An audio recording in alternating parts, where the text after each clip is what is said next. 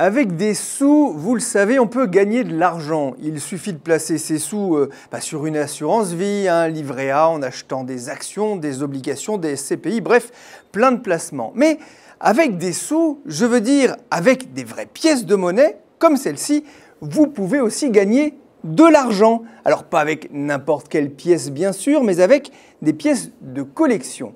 Vous savez, on les appelle les numismates. Ils sont un peu plus de 90 000 en France environ. Et leur passion, c'est collectionner des monnaies. Alors elles peuvent être anciennes, datées de Napoléon, des Romains ou des Grecs. Vous savez, on bat les monnaies depuis des millénaires maintenant. Et on peut aussi avoir des pièces à peine sorties des ateliers de la monnaie de Paris. Alors en or ou en argent, elles ont souvent plus de valeur que si elles sont en nickel et leur prix peut évoluer en fonction des cours de l'or, des matériaux précieux.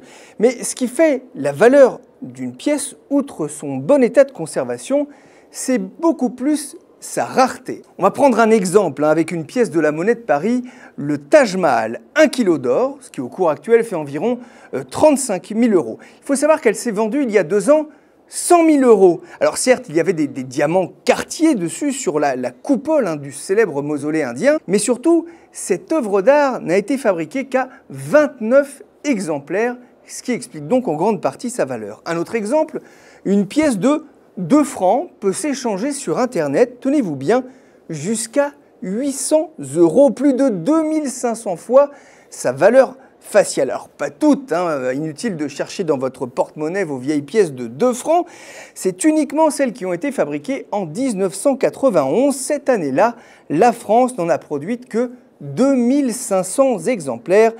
Il n'y en aura donc pas pour tous les collectionneurs. Les numismates peuvent avoir entre leurs mains de véritables fortunes constituées au fil des années. La plupart, il faut savoir, de ces collectionneurs ne vendront jamais leur collection de leur vivant.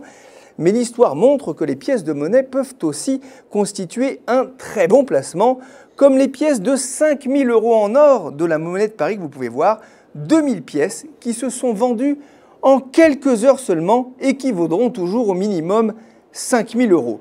La monnaie de Paris qui a réussi une belle opération en 2010 avec le lancement des monnaies des régions.